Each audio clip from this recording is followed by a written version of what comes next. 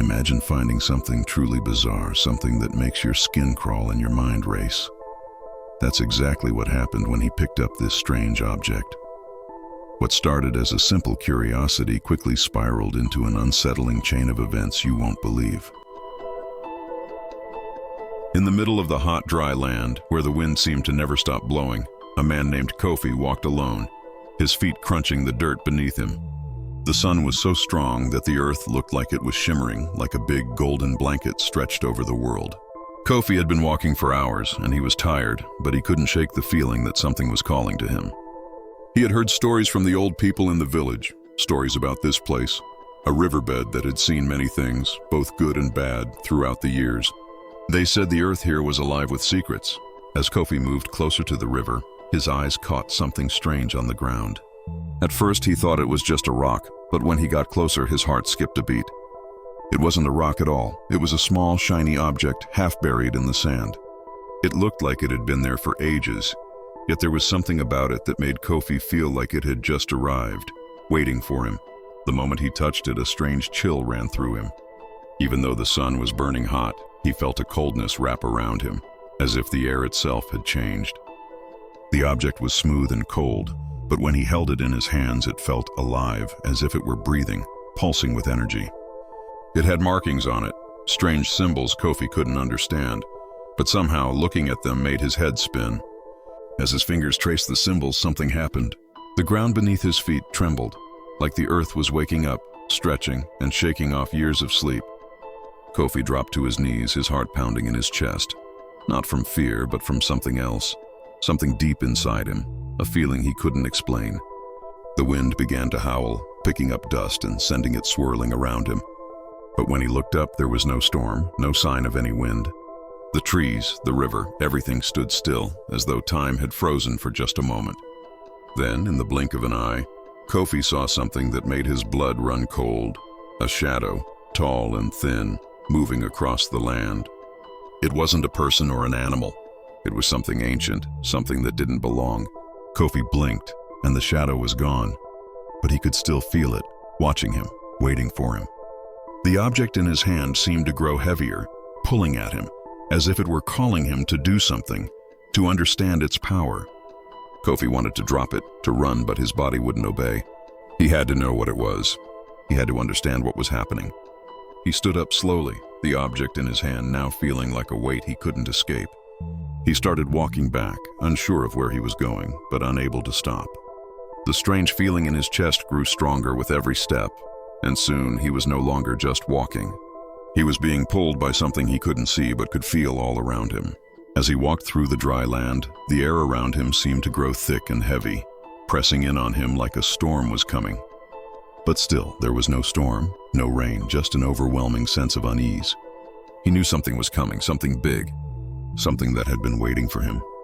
As Kofi made his way back to the village, he couldn't shake the feeling that everything around him had changed.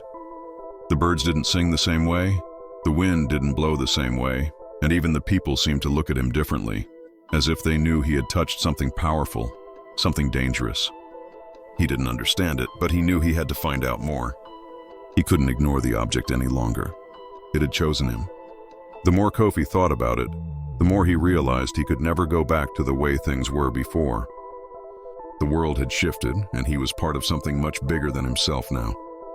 But he had no idea just how big. And as he lay awake that night, listening to the sounds of the village, he knew one thing for sure. His life would never be the same again. The object in his hands had set something in motion, something unstoppable. What it was, he couldn't say, but he felt it in every bone of his body. And so, as the stars shone above him, he closed his eyes, knowing that whatever was coming next, he was already in too deep to turn back. That night, as Kofi lay in his bed, the object sat beside him on the wooden table, its strange markings faintly glowing in the dim light of the candle. He couldn't shake the feeling that it was watching him, waiting for something. At first, nothing seemed to change. He tried to sleep, but the quiet was unsettling, the stillness of the night too thick, too heavy. Then, just as his eyelids grew heavy with sleep, he heard it. A soft hum, barely audible at first, like the buzz of a distant insect, but it grew louder, almost like a voice calling from far away.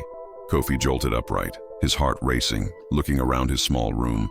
but the only sound was the wind outside, whispering through the cracks in the walls. He tried to dismiss it as nothing, just his mind playing tricks, but deep down, he knew it wasn't. The next morning, he went about his chores as usual, but something was off. The air felt colder, and when he reached to grab the bucket of water from the well, his fingers brushed against something hard and cold, like ice. He looked down, and there it was, the object. It was sitting on top of the well, its symbols now glowing bright, pulsing as if alive, the hum from the night before still echoing in the back of his mind. He didn't remember placing it there, and no one else had been near the well. His breath caught in his throat. For a moment, he wondered if he had imagined it all, but then, something even stranger happened. As he turned to walk back to his hut, a sudden gust of wind picked up, strong enough to send the bucket tumbling to the ground. Kofi turned, expecting to see trees bending, but instead, the sky above him was completely still. Not a leaf moved, not a sound from the wind, yet he felt its presence, as if the wind itself were watching him. He shook his head, trying to clear his thoughts, but it was no use. The world around him had shifted, and he was trapped in it. Later that day, he visited the elders in the village, hoping they might know something about the object. As he approached the hut of the oldest elder, Mamazuri, the air grew thick once more. The old woman was sitting by the fire, her eyes closed as if in deep thought. But when Kofi spoke, she opened them slowly, and her gaze fixed on him with a knowing look. She didn't say a word, but something in her eyes told him she knew exactly what had happened. She motioned for him to sit, and Kofi did, feeling the weight of her stare. "You've touched it, haven't you?" she said, her voice low and steady. Kofi nodded, unsure of how to answer. Mamazuri sighed deeply, as if she had been waiting for this moment. "That object is not of this world," she said quietly. "It carries the spirits of those who have walked before us, and it does not give itself freely. It chooses, and once it has chosen, it cannot be ignored." Kofi's heart pounded in his chest. He had 1,000 questions, but they all seemed to get stuck in his throat. "What does it want from me?" he asked, barely able to whisper the words. Mamazuri's face hardened, and she stared into the fire, her hands shaking slightly.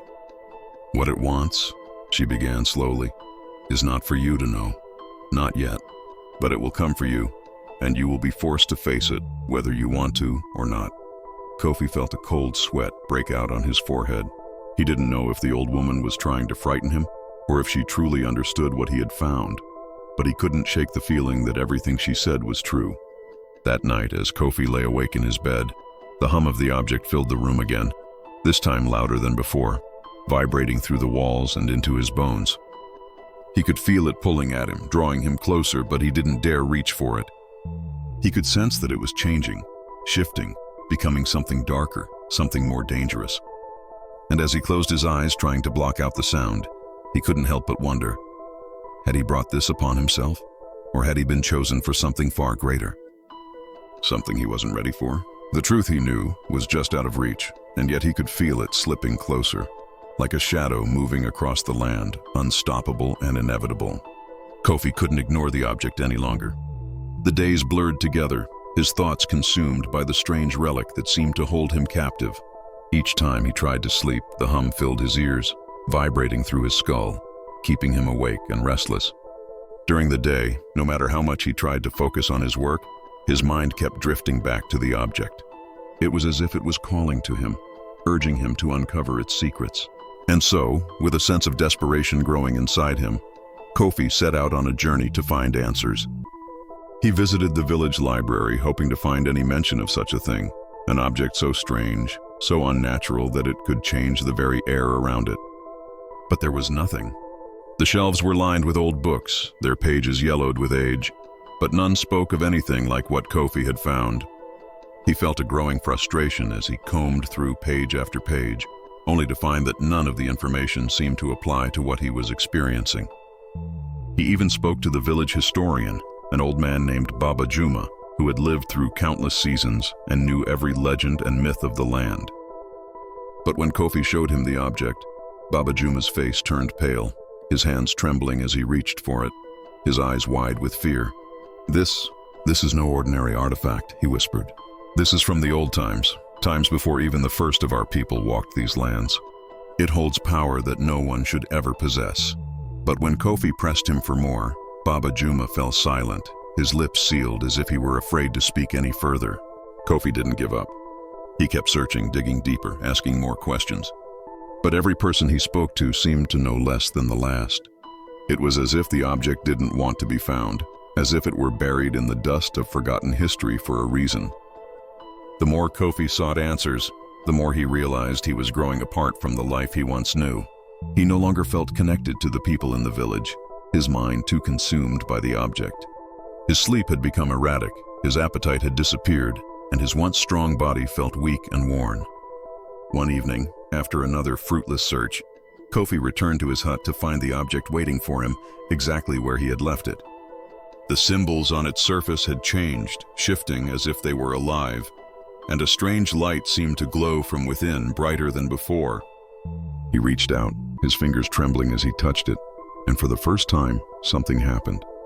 A flash of vision exploded in his mind, a vision of a time long past, a time when the earth was different, when the skies were dark with strange storms and the rivers ran black.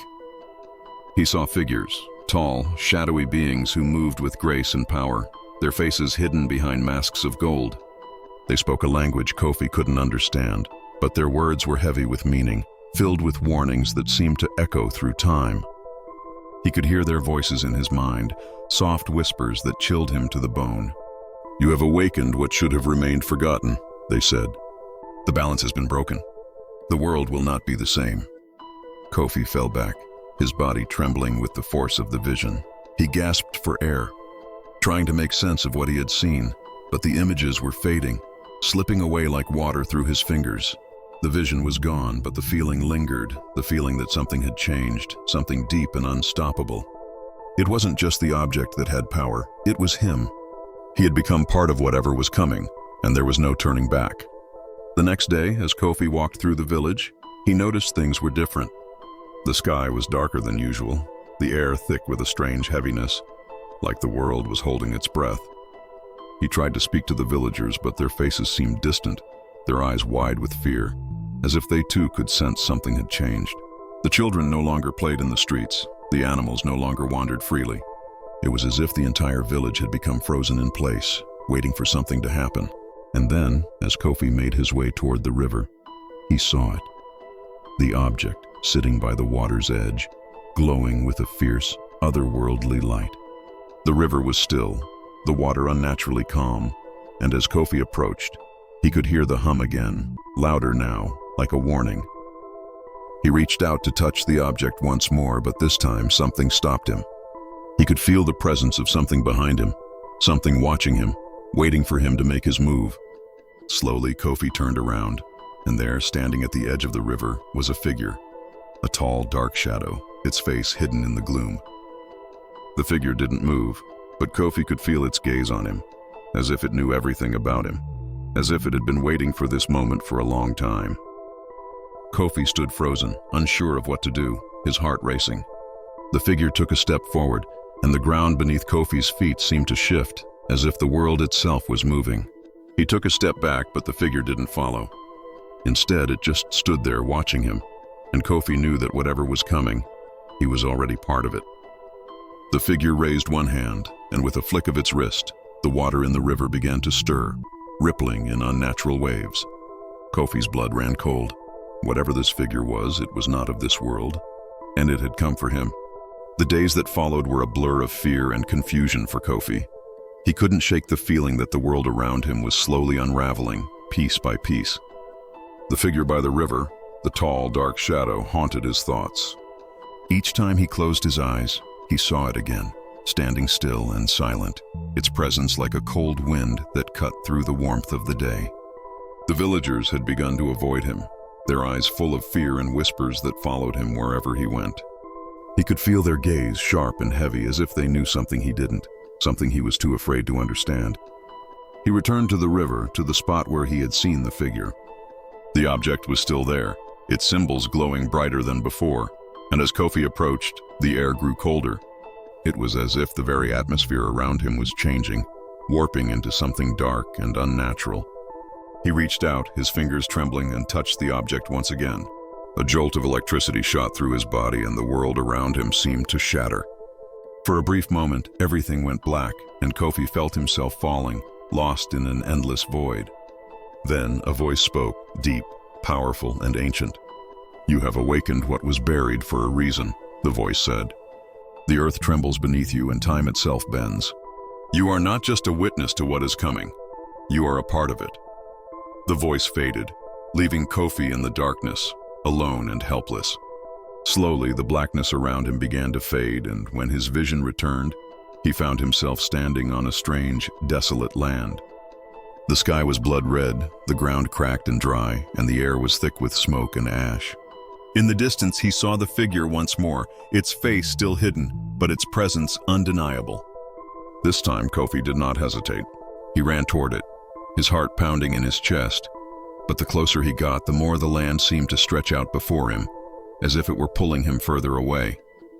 He was trapped in this strange world, and he could not escape. As he continued to run, the land shifted again, and the figure disappeared. In its place stood an enormous tree, its bark black and twisted, its branches reaching out like skeletal hands. At the base of the tree lay a pool of water, dark and still, reflecting the blood-red sky above. Kofi approached cautiously, feeling the pull of the water, the same pull he had felt when he first touched the object. Without thinking, he knelt down and dipped his fingers into the water. The moment his skin touched the surface, a flash of light exploded in front of him, and the world around him seemed to crack and break apart. He was falling again, but this time he wasn't alone. As he fell, he saw visions of people he did not know, but whose faces seemed familiar. They were screaming, their voices filled with terror, their eyes wide with fear as they reached out to him. Kofi tried to call out to them, but his voice was swallowed by the falling darkness. And then he was back. He was standing by the river, the object still in his hands, its glow brighter than ever. He looked around, his heart racing, and realized with horror that he was not where he had been before. The world had changed. The land was no longer familiar. The trees were twisted, the sky dark and heavy with clouds. The ground beneath his feet felt cold, as though it had been frozen for centuries. Kofi turned to the figure, now standing beside him, its face still hidden in the shadows. "What have you done?" Kofi whispered, his voice shaking. The figure did not answer. Instead, it raised its hand, and the world around them seemed to shift once more. The land trembled, the trees groaned, and the sky split open with a terrible, deafening sound. From the crack in the sky, something began to emerge, a dark, shadowy mass, swirling and twisting like smoke. Kofi felt the pull again, but this time it was stronger, more violent. The object in his hand vibrated as if it were alive, and the world around him seemed to collapse in on itself. He could hear the screams of the people he had seen in his vision, their voices growing louder, more frantic. And then the mass in the sky began to descend, moving toward Kofi with terrifying speed. He tried to move, to run, but his body felt heavy, as if he were being held in place by an invisible force. The figure stepped forward, its face still hidden, and reached out a hand to Kofi. "It is too late," the figure said, its voice cold and hollow. "You have opened the door, and now the world will pay the price. You have chosen this path, and there is no turning back." As the shadowy mass grew closer, Kofi knew, deep in his bones, that nothing would ever be the same again. The world was changing, and he was at the center of it. Whether he wanted it or not, the ancient forces had awakened, and now there was no escape from the chaos that would follow. As the shadowy mass loomed closer, Kofi's heart raced, his breath shallow, and the ground beneath him trembled with an unstoppable force. But still, his feet remained rooted, as if the earth itself had claimed him. The dark figure beside him, its form hidden in the gloom, stood motionless, its presence cold, as the sky above cracked open with a terrible roar, releasing a swirling storm of shadows that reached toward him. But just as the mass neared, the voice from his visions boomed louder in his mind, saying, "You have broken the balance, but you can still choose how it ends." His mind, now clear with the weight of the voice's words, understood what he had to do. He was not just a witness to the unraveling world, but part of it. With trembling hands, Kofi raised the object high, feeling its wild pulse of energy flood his body, and as its light grew bright enough to sear his very soul, the shadow recoiled, the earth itself seemingly holding its breath, and in a moment of blinding brilliance, everything went still, the storm vanishing as quickly as it had come. The land was silent again, No more howling winds or shifting shadows, only a heavy stillness filling the air. And though the object's power seemed to fade, Kofi knew that he had not defeated the forces that had been awakened. He had only delayed them. Looking around, he saw that the sky, once dark and foreboding, had softened into a pale blue, the first light of dawn creeping over the horizon. But the world beneath him had changed. The trees, now taller and more rooted in the earth, seemed to stir with life, and even the air was heavy with the scent of something new, something alive. Kofi, feeling the weight of his choices, realized that the village, the people, and even he himself were no longer the same, though whether for better or worse, he couldn't say. The object, now silent in his hand, had shown him the path, but where it would lead, he didn't know. All he could do was keep walking, knowing the journey was far from over, and perhaps the greatest mystery was not the object itself, but the path he had chosen, one that would echo through time, leaving questions unanswered and stories untold. And so, with a steady breath and the rising sun at his back, Kofi stepped into the unknown, his heart heavy with the knowledge that the world's balance had shifted, and his place in it would never be the same again. Thanks for watching till the end. If you like this story, hit like button, and if you haven't, please subscribe to this channel so you never miss amazing stories from us. Comment down below in the comments section, and let me know which country or city are you tuning in from. Till then, take care, folks. Bye.